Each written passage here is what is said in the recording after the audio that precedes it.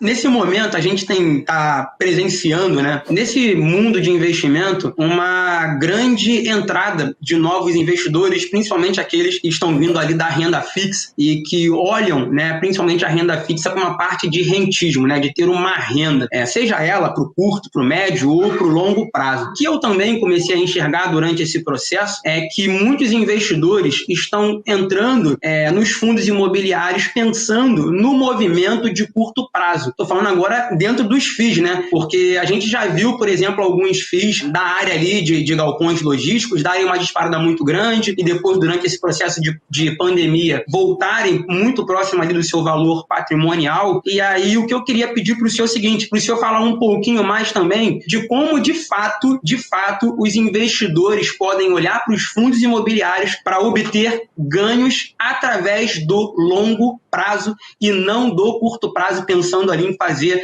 trade ou até mesmo swing trade com os fundos imobiliários. Não, veja, vamos lá. Primeira coisa, eu não tenho absolutamente nada o trader ou swing trade ou estratégias de curto prazo. Eu não tenho absolutamente nada. Desde que você seja um trader com consistência. Desde que você estude, consiga equilibrar o seu emocional, saiba as regras de mercado. E isso quer dizer o quê? Saber as regras do mercado. Saber que existem momentos para você ser comprador, para você ser vendedor e para você não fazer nada. Então, o trader, ele talvez tenha que ser muito disciplinado. Então, eu não tenho absolutamente nada contra essa classe de investidores. Mesmo sendo trader, se você tiver a cabeça no longo prazo, na consistência no longo prazo, ótimo, não tenho nada contra ninguém. Fundo imobiliário é um ativo que dá para se fazer trade, dá para se fazer swing trade, mas é porque não é muito o viés dele. O viés do investidor de fundo imobiliário, o viés dessa classe de ativos é um viés mais voltado para renda, em acumular renda passiva. Você vai comprando cotas com o seu trabalho, buscando fazer talvez alguma arbitragem aqui, outra ali, com as emissões que acontecem no meio do caminho, e você vai potencializando o juro composto através do reinvestimento da renda passiva. Dá para fazer trade? Claro que dá, mas é o ativo fim? Poxa, vamos lá. Se eu sou trader, eu vou fazer trade com o fundo imobiliário que negocia 1 milhão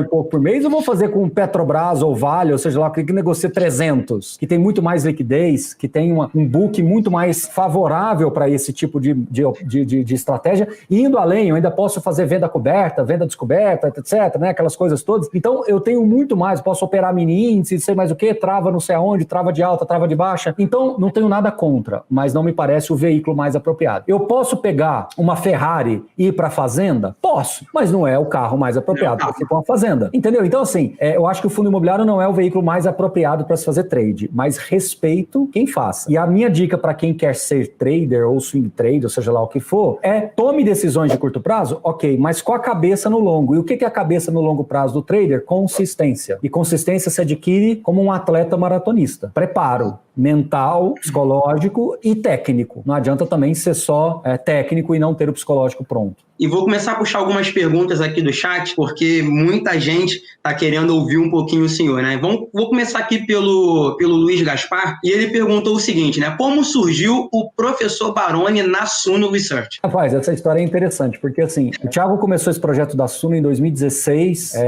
vai lá, 3, 4 pessoas que trabalhavam lá, e aí ele organizou um evento de fundos imobiliários e eu fui convidado para participar do evento. Cheguei lá, ele revelou um monte de coisa para mim, enfim, um monte de coisa de projeto da Suno, revelou um monte de coisa de que admiração que ele tinha pelo meu trabalho, que a gente estava presencialmente, né? E me deu uma responsabilidade ali naquele evento de fazer uma intermediação de uma mesa redonda. Eu aceitei o convite, porque para mim, fundo imobiliário sempre foi tão natural, né, nesses últimos 10, 12 anos. E aí, num determinado momento, ele pegou e falou para mim lá, Baroni, eu quero que você venha para a Suno. Eu falei, Thiago, é impossível, cara. Eu tô trabalhando em 5 lugares ao mesmo tempo, acabei de fazer uma mudança na minha carreira lá em Goiânia, é impossível, tá? Ele falou, não, escreve um artigo por semana, que é o Fikipedia que tá até hoje. E eu comecei a escrever o Fikipedia, e quando as pessoas perceberam que eu estava ali na Suno, começou a ter uma procura maior. Pô, o Baroni tá na Suno, fundos imobiliários, etc. E aí, ele começou a me dar atribuições. Baroni, me ajuda numa live. Baroni, me ajuda gravando um vídeo. Me ajuda escrevendo um e-book. E eu fui entrando no projeto e a Suno foi crescendo numa velocidade absurda. Até que ali, início de 2018,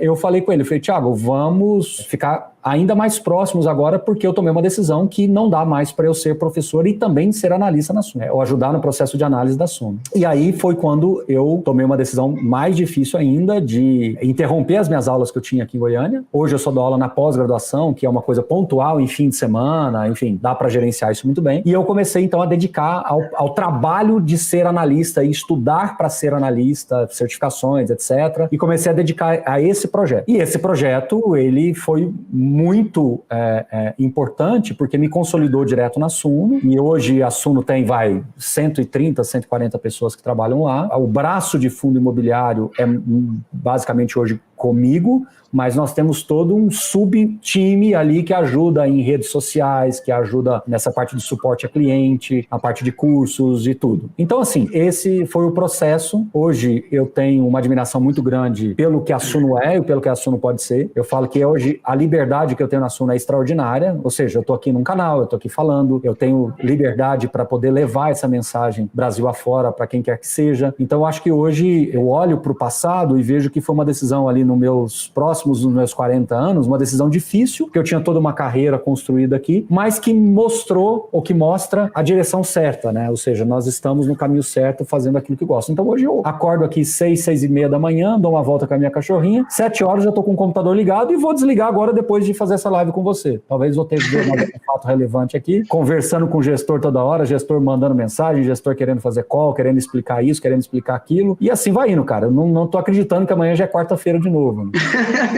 Cabeça fervilhando de tanta informação, né? É isso muito aí. Bom. Bom, puxar aqui o Saad, né? O Saad perguntou o seguinte: por que muitas casas de análise e alguns investidores têm alguns receios de investir em fundo de papel, né? Quando ele começou a investir em FIIs, ele inclusive fala que o senhor foi um dos poucos que indicava aí fundo de papel. É porque o fundo de papel é difícil das pessoas entenderem, entendeu? Se eu perguntar para essa pessoa que fez a pergunta agora o que é um recebível de um loteamento, ele não vai dar conta de explicar. Agora, se ele explicar o que é um aluguel de um shopping center, ele dá conta. Como é que shopping center pode atender tanto um fundo de tijolo quanto um fundo de CRI? No fundo de tijolo, eu vou lá, sou cotista do fundo e recebo o aluguel lá da loja da Boticário, da Cacau Show, da Renner, né? Então, eu recebo aquele aluguel proporcional, é um fundo de renda clássico. No fundo de CRI, imagina que esse mesmo shopping center quer fazer uma expansão e para fazer essa expansão, ele precisa de um financiamento. Aí o fundo de CRI, ele vai lá, deposita esse dinheiro à vista pro dono do shopping e os aluguéis desse fundo do shopping vai ser usados para pagar uma parcela desse financiamento que eu fiz, que, por exemplo, é uma taxa de inflação mais 8%. Então, o fundo de CRI, ele recebe inflação mais 8% por ter emprestado dinheiro para esse cara fazer a expansão do shopping. Fundo de CRI. Fundo de renda. Eu aluguei as lojas daquele shopping e recebo esse aluguel que corrige pela inflação. Então,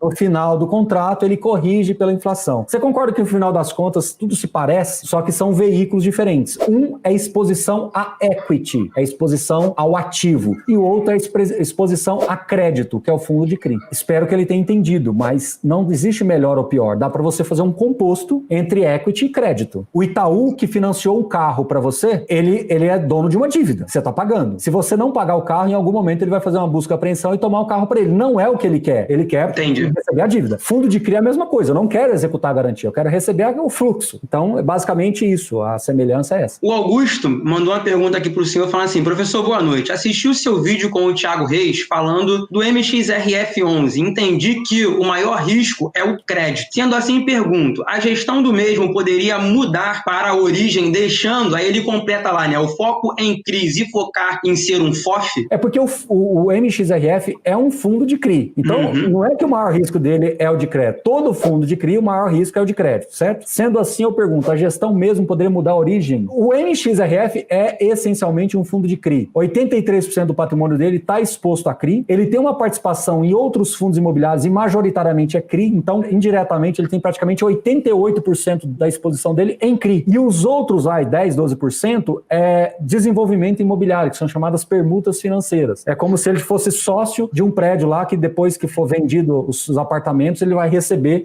um lucro dessa operação. Então, é uma característica, o gestor vai mudar isso, eu acho pouco provável, porque o desenho do fundo está direcionado para isso. Ele pode Pode mudar? Pode, mas a princípio a ideia é manter isso, porque ele está inclusive em nova emissão e o prospecto deixa claro que ele vai manter essa relação aí, no fundo de crédito. Até porque a mudança de foco também gera outros tipos de problemas, né, professor? Porque a gestão tá acostumada a fazer um tipo de negócio e quando ela acaba tentando fazer outro tipo de negócio, ela deixa de se tornar a especialista naquele negócio para tentar algo novo, né, durante esse processo. Mas, Henrique, eu vou além. O MXRF é o fundo de crédito da XP misturado com permuta. Uhum. O XPCI é o fundo de crédito puro sangue da XP, que também tem fundo imobiliário, mas ele é mais puro sangue crédito. Aí você tem o XPPR, que é o fundo de lajes da XP. Você tem o XPLG, que é o fundo de logística da XP. Você tem o XPHT, que é o fundo de hotéis da XP. Não tem sentido o MXRF virar galpão logístico, porque já existe o XPLG. Você tem o XPIN, que é o fundo de galpão industrial da XP. Ou seja, tá tudo certo, não teria sentido ele mudar isso. Agora, não, mas é porque você falou risco de crédito, eu fiquei assustado. Não, mas todo fundo de crédito, o risco é de crédito. Então, é fugir do espeto e cair na brasa. Pô, legal. Bom, o Jonathan perguntou para o senhor o seguinte, né? Professor, pode falar um pouco sobre reserva de emergência e oportunidade? E se o cenário de crise pode considerar uma oportunidade para os FIIs? Reserva de emergência é aquele dinheiro que você precisa para acessar muito rapidamente liquidez total. Eu preciso lá, eu estou num sábado lá, num domingo, preciso de R$1.000 e eu preciso ter acesso a esse dinheiro rápido. Bom, reserva de oportunidade é quando você fala assim, bom, eu quero manter o meu patrimônio tipo 20% em um portfólio descorrelacionado. O que isso quer dizer? É um fundo macro, um fundo que não tenha uma correlação muito forte com o mercado, porque se der uma queda muito forte, eu vou ter como acessar esse dinheiro para poder aproveitar essas oportunidades. Ele faz mais uma pergunta, né? Se o cenário de crise pode considerar uma oportunidade para FII. Não, sempre. Acho que todo cenário de crise, ele via de regra é um cenário de oportunidades também. O que você precisa saber é para que lado que você vai ligar o canhão. Essa é a brincadeira que eu falo. Caiu tudo, não sei mais o quê. Que lado que eu viro o canhão? É para onde você entende que pode...